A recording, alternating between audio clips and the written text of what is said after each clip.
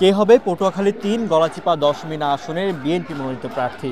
এ নিয়ে এলাকায় ব্যাপক আলোচনা, কারণ এই আসনে এখনও বিএনপি তাদের প্রার্থীর নাম ঘোষণা করেনি। ধারণা করা হচ্ছে গণ অধিকার পরিষদের সভাপতি নুরুল হক নূরের সাথে বিএনপির জোট হলে তাকে এই আসনটি ছেড়ে দেওয়া হবে বলেই বিএনপি এখনও কোনো প্রার্থী দেয়নি। আর তাই ৭ই নভেম্বর বিপ্লব সংহতি দিবসকে উপলক্ষ করে বিএনপির প্রার্থী হাসান মামুনের পক্ষে হাজার হাজার মানুষের শোডাউন করা হয়েছে গলাচিপা উপজেলায়।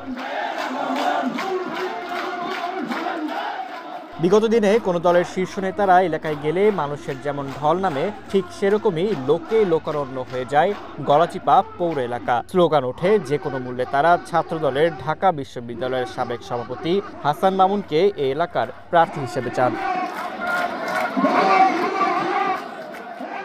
পরে সমাবেশে হাসান মামুন বলেন, দলের সিদ্ধান্ত এখনো আসেনি। সেই সিদ্ধান্ত আসার পর স্থানীয় নেতাকর্মীরা ঐক্যবদ্ধভাবে তাদের পরবর্তী পদক্ষেপ গ্রহণ করবেন। জাতীয় আন্তর্জাতিক যে কোনো ষড়যন্ত্রের বিরুদ্ধে আপনারা গলাচিপা দশমিনার জনগণ এবং বাংলাদেশ জাতীয়তাবাদী দলের নেতাকর্মীরা যদি ঐক্যবদ্ধ থাকেন, কোন ষড়যন্ত্র আপনাদের ভাগ্য নিয়ে ছিনিমিনি করতে পারবে না।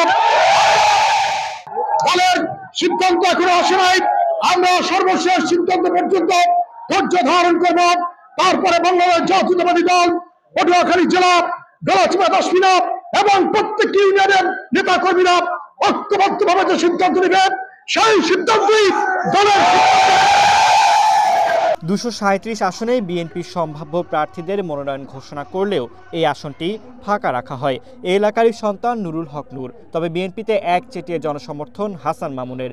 এই আসনটি ঐতিহ্যগতভাবে আওয়ামী লীগের আসন হিসেবে পরিচিত থাকলেও দীর্ঘদিন ধরে এলাকায় কাজ করার কারণে হাসান মামুন আকাশচুম্বী জনপ্রিয়তায় বিএনপি তার জন্মলগ্নের পর থেকে এখন সবচেয়ে ভালো অবস্থায় আছে বলে মনে করে দলটির নেতাকর্মীরা। ফারদিন নীরব, ওয়ান ন্যাশনাল ডেস্ক।